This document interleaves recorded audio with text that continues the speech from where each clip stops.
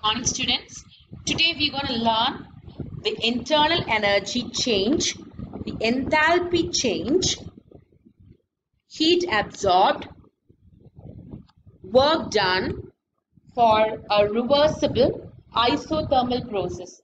You know that an isothermal process is a process which takes place at constant temperature, or in such process delta T will be equal to 0.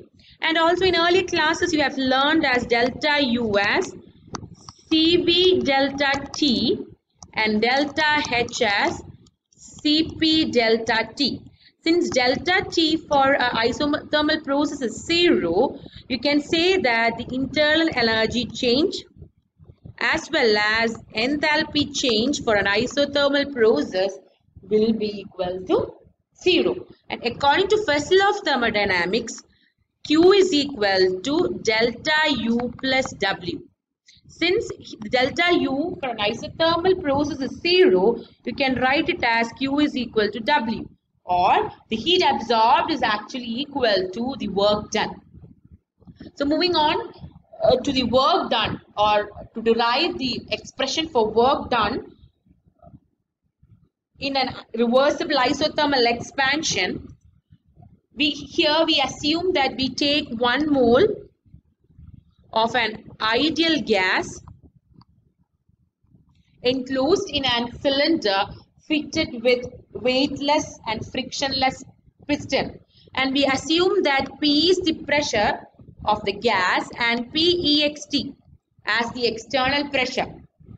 Now we consider the expansion of the gas reversibly under isothermal condition. Since the expansion is reversible, we can write P external as equal to P minus dP, and the work done D cross W will be equal to P external into dV.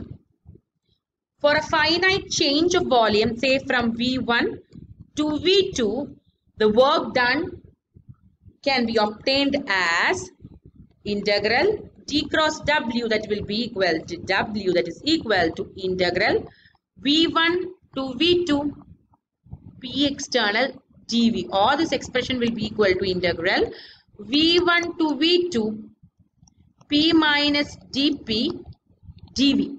When you open the bracket, you will get it as integral V1 to V2 P dV minus dP dV.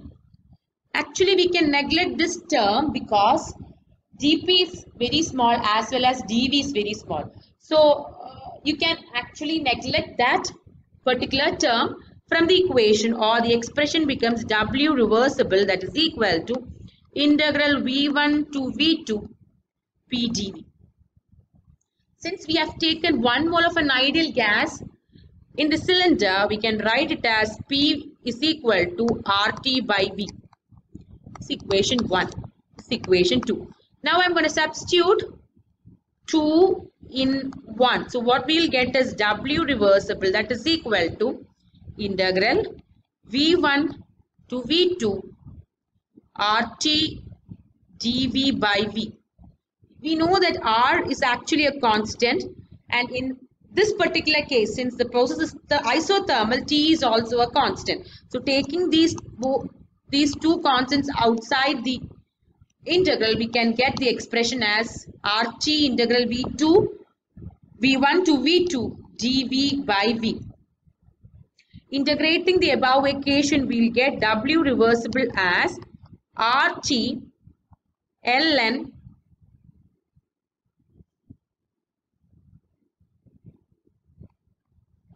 V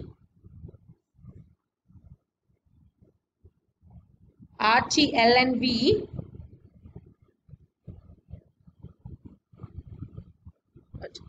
what we will get is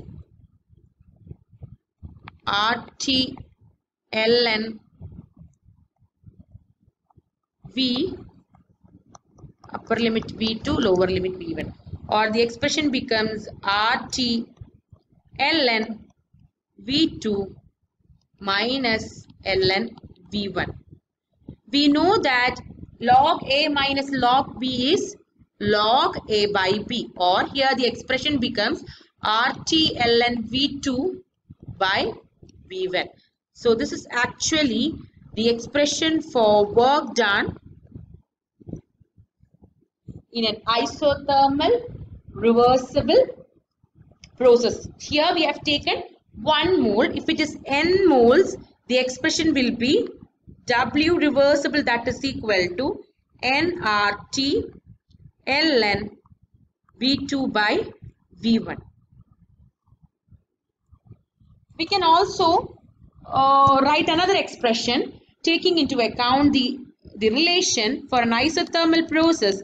P1 V1 will be equal to P2 V2, or V2 by V1 will be equal to P1 by P2. I am numbering this as 3. This is 4. When I substitute 4 in 3, what you will get is W reversible, that is equal to RT ln P1 by P2. Again, this is another expression for work done under reversible isothermal process. One more thing is there. Here we are using ln, that is log to the base e. When you convert it into log, that is log to the base 10, the expression will be W reversible, that is equal to 2.2303 RT log V2 by V1 for 1 mole, and for n mole the expression will be into n. And similarly, this expression will become 2.303 RT log P1 by P2 for 1 mole, and into n gives the expression for n moles. These two are actually the expressions for work done under reversible isothermal process.